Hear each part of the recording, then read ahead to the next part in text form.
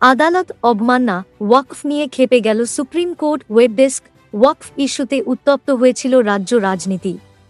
অগ্নিগর্ভ পরিস্থিতি তৈরি হয় বাংলার মুর্শিদাবাদ সহ দেশের বিভিন্ন রাজ্যে।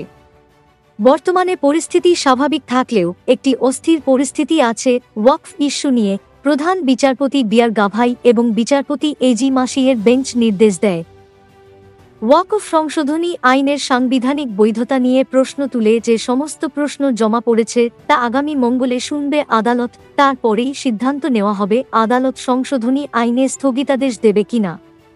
আগামী মঙ্গলবার অন্তর্বর্তীকালীন নির্দেশ নিয়ে শুনানির দিন ধার্য হয়েছে। এতদিন ওয়াকফ মামলার শুনানি প্রাক্তন প্রধান বিচারপতি সঞ্জীব খান্নার বেঞ্চে। গত মঙ্গলবার অবসর নেন তিনি। এর আগে সুপ্রিম কোর্ট জানিয়েছিল পরবর্তী শুনানি পর্যন্ত ঘোষিত ওয়াকফ সম্পত্তিতে কোনো বদল করা যাবে না। অর্থাৎ 1995 সালের আইনে নথিভুক্ত ওয়াকফ সম্পত্তিতে কোনো বদল ঘটানো যাবে না। পাশাপাশি ওয়াকফ বোর্ড বা পর্ষদে কোনো নিয়োগ করা যাবে না। পরবর্তী শুনানি পর্যন্ত এই নির্দেশ বহাল থাকবে। সুপ্রিম কোর্টের অন্তর্বর্তী নির্দেশ কেন্দ্র মানবে বলে জানিয়ে দিয়েছে। বিচারপতি সেই সময় জানিয়েছিলেন, আমরা নতুন ওয়াকফ আইন নিয়ে আগেই বলেছি, এই আইনের কিছু ভালো দিক আছে। পুরোপুরি বন্ধ করে দেওয়ার কথা কখনো বলা হয়নি। তবে আমাদের বক্তব্য, আমরা চাই না এখন যা পরিস্থিতি তা বদলে যাক। বিষয়টি এখনও আদালতে বিচারাধীন। তাই পরিস্থিতি যাতে না বদলায় তা নিশ্চিত করতে হবে।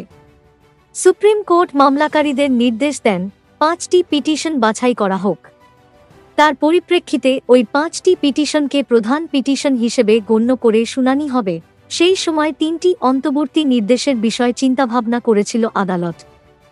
এর মধ্যে একটি হচ্ছে সুপ্রিম কোর্টে ওয়াকফ আইনকে চ্যালেঞ্জ করে যে মামলা চলছে তা চলাকালীন যে সম্পত্তিকে আদালত ওয়াকফ বলে ঘোষণা করেছে তাকে ওয়াকফ নয় বলে ঘোষণা করা যাবে না।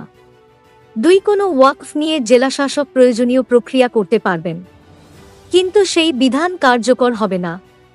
3 নম্বর হল ওয়াকফ বোর্ড বা ওয়াকফের সদস্যদের মুসলিম হতে হবে।